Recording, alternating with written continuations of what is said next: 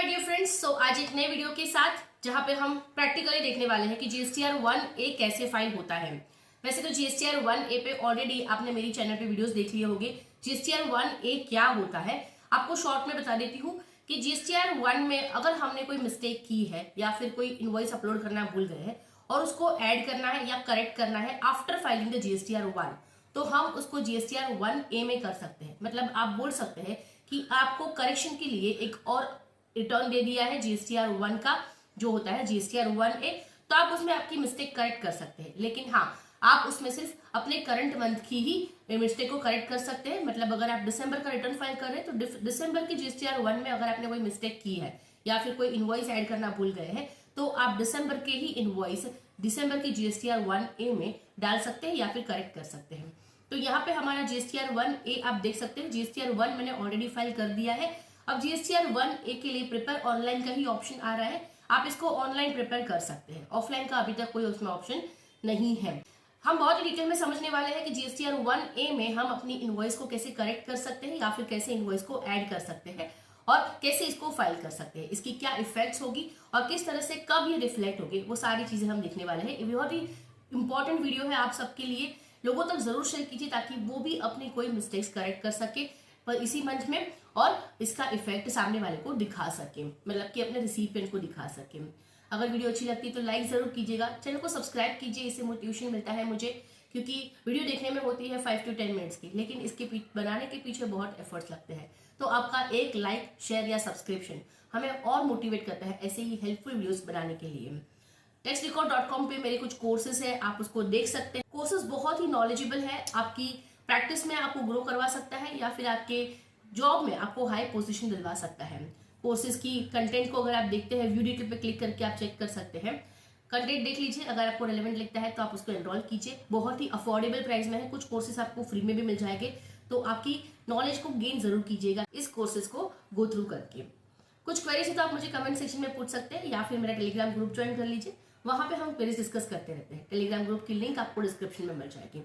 तो जैसे ही हम जीएसटीआर 1A पे क्लिक करते हैं प्रिपेयर ऑनलाइन पे, आपके सामने सेम जीएसटीआर 1 का जो टेबल्स है ना वो ओपन हो जाते हैं। तो सबसे पहले देखो ऐड रिकॉर्ड डिटेल है, जैसे जीएसटीआर 1 में होता है ना वैसे ही आपको ये जीएसटीआर 1A का डैशबोर्ड भी दिख जाता है। उसमें वही सारे टेबल्स है, मतलब आपको जहां जहां पे कुछ इनवॉइसेस ऐड करने हैं जो जीएसटीआर 1 में आप भूल गए थे फाइल करना, तो आप यहाँ पे आके उनको ऐड कर सकते हैं। B2C हो, B2B हो, एक्सपोर्ट के हो, कोई भी ऐसा इनवॉइस जो आप अपलोड करना भूल गए थे तो आप यहाँ पे आके कर सकते हैं जीएसटीआर 1A में।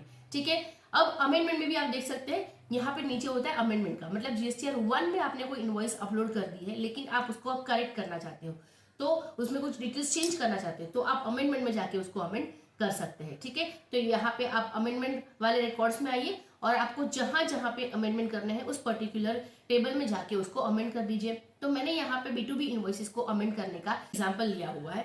मैं यहाँ पे अमेंडेड B2B इनवॉइसेस को क्लिक कर रही हूँ और मेरे सामने ये इंटरफेस ओपन हो जाएगा जहाँ पे दिसंबर का ही पीरियड आपको सिलेक्टेड करने के लिए मिलेगा, क्योंकि मैंने दिसंबर के रिटर्न में गई हूँ। तो आप देख सकते हैं यहाँ पे ऑप्शन में भी, ड्रॉप डाउन लिस्ट में भी आपको सिर्फ दिसंबर ही दिखेगा, क्योंकि मैं दिसंबर का रिटर्न फाइल कर रही हूँ। तो आपके दिसंबर के ही इनवॉइसेस आप दिसंबर के 1A में कर सकते हैं, मतलब उसी पर्टिकुलर मंथ के इनवॉइसेस आप इस 1A में डाल सकते हैं। दिसंबर का जब मैं 1A फाइल करती हूँ तो मैं इसमें नवंबर के इनवॉइसेस या अक्टूबर के, मतलब प्रीवियस किसी भी मंथ के इनवॉइसेस को यहाँ पे करेक्ट नहीं कर सकती। ठीक है, चलिए आगे बढ़ते हैं। मैंने दिसंबर से कर लिया है, अब जिस इनवॉइस नंबर को मुझे चेंज करना है वहां पे मैंने यहाँ पे नंबर लिख दिया है और अमेंड रिकॉर्ड पे क्लिक करना है। ठीक है, मैंने जीएसटी नंबर, रिसिपिएंट नेम, हालांकि ये तो आप एडिट नहीं कर पाओगे लेकिन बाकी सारी चीजें आप एडिट कर सकते हैं। जैसे कि जो मुझे रिवाइज करना है इनवॉइस नंबर वो मैंने डाल दिया 22 और फिर रिवाइज डेट डाल दी है, उसका इनवॉइस वैल्यू डाल दिया है, नीचे मैंने उसके टैक्स रेट के हिसाब से यहाँ पे टैक्सेस डाल दिए हैं और टैक्सेबल वैल्यू डाल दी है और उसको सेव कर दिया। तो अब आप देख सकते हैं कि रिवाइज इनवॉइस नंबर 22 यहाँ पे मुझे दिख रहा है। अगर मुझे कोई और इनवॉइस भी यहाँ पे एडिट करना है तो मैं उसके इनवॉइस नंबर यहाँ पे एंटर करूंगी और अमेंड रिकॉर्ड पे क्लिक करूंगी और मेरे सामने फिर से वो वाला पेज ओपन हो जाएगा जहाँ पे हमारी सारी डिटेल्स अपनी एडिट कर सकती हूँ। तो इस तरह से मैंने ये 4 इनवॉइसेस यहाँ पे एडिट करे हुए हैं। रिवाइज इनवॉइस नंबर आप देख सकते हैं 22, 24, 23, 25। ठीक है, और इसको मैं अगर बैक करती हूँ तो आप देख सकते हैं कि अमेंड रिकॉर्ड डिटेल्स में मुझे 4 इनवॉइसेस यहाँ पे टिक करे हुए दिख रहे हैं।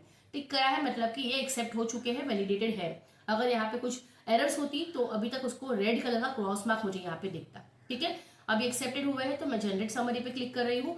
जनरेट समरी क्लिक करने के बाद मैं इसको रिफ्रेश कर रही हूँ। यहाँ पे जो रिफ्रेश का बटन होता है ना वो आपको प्रेस करना है। तो आपके लिए अभी नीचे जो टैब्स रहते हैं ना उसमें प्रोसीड टू फाइल समरी का एक टैब आ जाएगा, उसको आपको क्लिक करना है। जैसे हम GSTR1 फाइल करते हैं ना उसी तरह से है, सेम है, डिफरेंस नहीं है, सिर्फ ये GSTR1 है और आप उस मंथ की करेक्शन यहाँ पे कर रहे हैं। ठीक है, फिर प्रोसीड टू फाइल समरी पे आप डालेंगे तो यहाँ पे आपको समरी दिखने मिल जाएगी, जहाँ पे आप देख सकते हैं कि मैंने सिर्फ इनवॉइस नंबर चेंज किए हैं, मैंने कोई वैल्यू में चेंजेस नहीं करी हुई है, इसलिए GSTR1A की वजह से मेरे टैक्सेस में कोई इफेक्ट नहीं आ रही है। ठीक है, सेम टैक्सेस है मेरे। और अब यहाँ पे मैं आपको अगर चाहो तो PDF में डाउनलोड कर लीजिए आप इसको, कंसोलिडेटेड समरी को, या फिर डाउनलोड GSTR1A समरी आप PDF में कर लीजिए, या फिर फाइल स्टेटमेंट पे क्लिक करके फाइल कर लीजिए। तो मैंने यहाँ पे फाइल स्टेटमेंट पे क्लिक करके फाइल किया, फाइल विद EVC करके आप OTP आएगा, OTP एंटर कीजिए और उसको फाइल कर दीजिए। इसी तरह से आप देख सकते हैं कि मेरा GSTR1A भी अब फाइल हो चुका है। तो आप याद रखिए GSTR3B फाइल करने से पहले ही आप GSTR1A फाइल कर सकते हैं। अगर GSTR3B आपने एक बार फाइल कर दिया उसके बाद उस मंथ का GSTR1A आपके लिए अवेलेबल नहीं होगा। तो आप अगर आप GSTR1A फाइल करना चाहते हैं तो आपका 3B फाइल होने से पहले ही आपको करना है। तो अब तक मैंने GSTR3B फाइल नहीं किया था, इसलिए 1A फाइलिंग मेरे लिए पॉसिबल हो गया। ठीक है, तो इस तरह से आप GSTR1A फाइल करेंगे। अब GSTR1A में आप जो भी डेटा एंटर करते हैं, जो भी डेटा फाइल करते हैं, उसकी इफेक्ट आपको नेक्स्ट मंथ में दिखती है। मतलब आपके रिसिपिएंट को वो 2B में या फिर IMS में नेक्स्ट मंथ में रिफ्लेक्ट होता है। ठीक है, आपने GSTR1A दिसंबर मंथ में फाइल कर दिया, उसमें जो भी करेक्शन करने थे दिसंबर के इनवॉइसेस के वो कर दिए, लेकिन इसका इफेक्ट आपको या फिर आपके रिसिपिएंट को जनवरी के 2B में शो करेगा। ठीक है, तो जनवरी का 2B कब रिफ्लेक्ट होगा? फरवरी में। तो इन शॉर्ट आपने सिर्फ करेक्शन अभी करके रख दिया है, लेकिन इसका इफेक्ट तो नेक्स्ट मंथ के 2B में ही मिलता है। ऐसा ना हो कि दिसंबर का 1A आपने क्योंकि दिसंबर में ही फाइल कर दिया तो आप सोचोगे कि अभी जनवरी में ही उनको इसके इफेक्ट दिख जाएंगे, मतलब दिसंबर की 2B में अपने रिसिपिएंट को इफेक्ट दिख जाएंगे। नहीं होगा ऐसा, उनको जनवरी की 2B में ही ये इफेक्ट दिखेंगे। तो फरवरी में जब वो जनवरी का 2B चेक करते हैं तभी उनको ये इफेक्ट्स दिखने वाले हैं। ठीक है, वैसे तो IMS में बहुत ही डिटेल्ड वीडियो ऑलरेडी मैंने प्रिपेयर करके अपनी चैनल पर रखी हुई है, आप उसको चेक कर सकते हैं। कौन सा डेटा आप अमेंड कर सकते हैं, कौन सा डेटा आप अमेंड नहीं कर सकते, IMS में कब रिफ्लेक्ट होती है, कब तक उसकी फाइलिंग की डेट होती है, कब आप उसको फाइल नहीं कर सकते, and so many things are covered in that video. Link आपको डिस्क्रिप्शन में मिल जाएगी, जरूर चेक कीजिए IMS के लिए और उसको डिटेल में समझिए।